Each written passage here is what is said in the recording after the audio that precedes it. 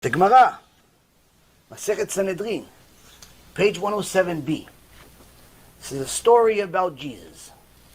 In today's modern Gemarot, many of them were censored, so his name was removed. But anyone that has the old Gemarot that just knows what they're talking about knows that this is one of the handful of places in the Gemara that talks about him. And the Gemara talks about the story of Jesus and what happened to him, which all started when him and his rabbi, Rabbi Yeshua ben Parachia, went back to Achsania. Achsania is a place where they were going on the way back home. They fled the country because people were being killed in the streets, but then when they got news that the killing stopped, they started going back, and on the way back, they stopped at a place called Achsania.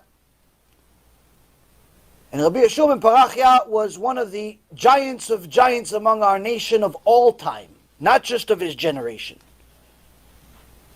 He is the sixth in our Mishnah Pirkei Avot, meaning he's one of the Zugot, before the Tanaim, the rabbis of Rabbi Akiva. We're talking about a couple generations removed from David HaMelech, a few generations removed from Moshe Rabbeinu. There's a night and day difference. It's a few hundred years after Al Sinai. We're not talking about this is last year. A couple of thousand years ago only. Well, you guys remember that far, no? So, Rabbi Yeshua ben Parachia sees the place itself is beautiful. The way they're treating them is very nice and accommodating. And he says to his student, "Oh, how beautiful is this Achsania." And Yeshu Yimach Shemo V'Zichro, Jesus, says, "Rabbi, what beautiful. Her eyes are circular, around like a sheep. She's ugly." The Rebbe looks at him, he says, "Rasha, this is what you think of? Nidui, get out of here." Throws him out. Throws him out. He comes back, Jesus comes back one time, throws him out again, doesn't let him in. Comes back again, throws him out again.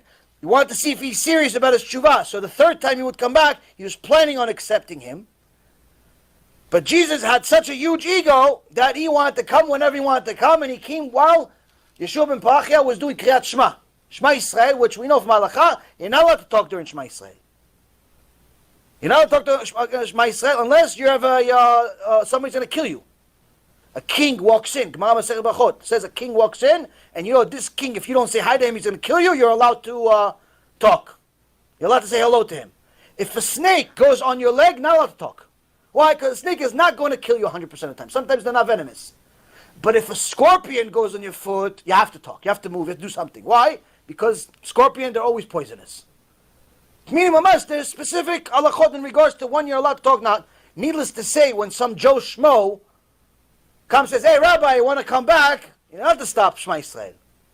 But he knew that this is the third time, so when he was doing Shema Yisrael, he couldn't talk, but he didn't want him to run away, so he went like this to him, with his hand.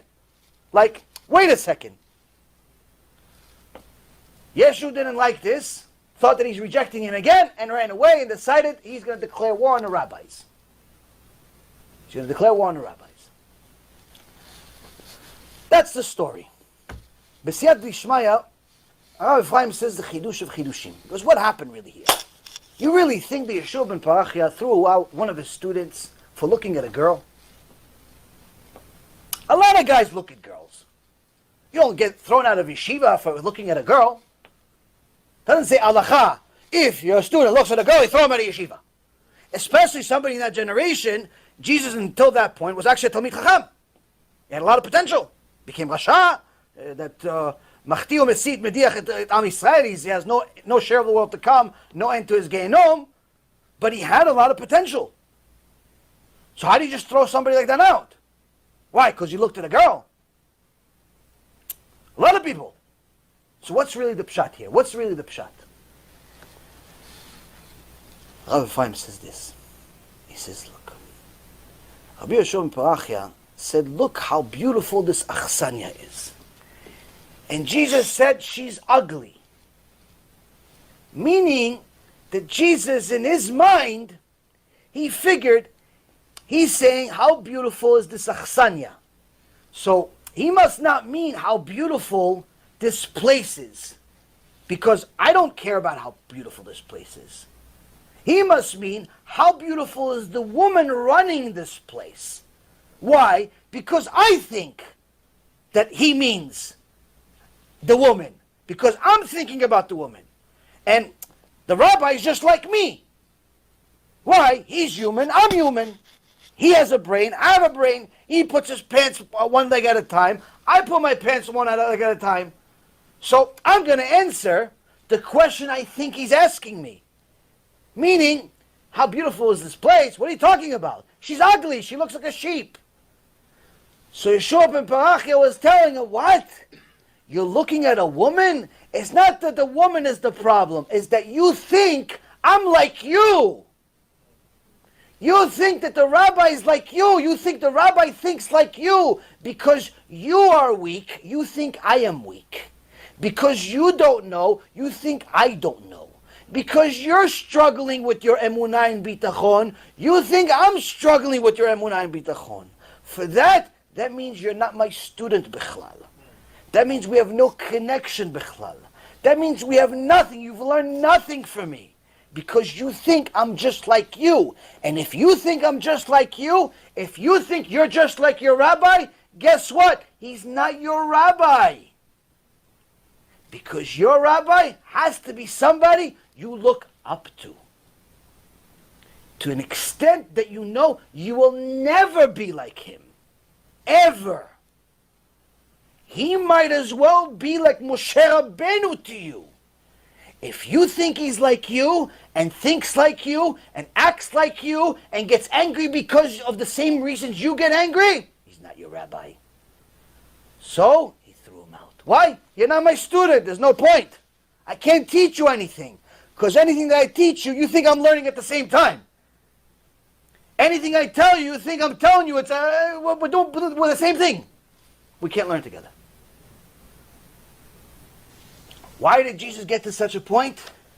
Because his ego did not allow him to think that anyone else is more than him.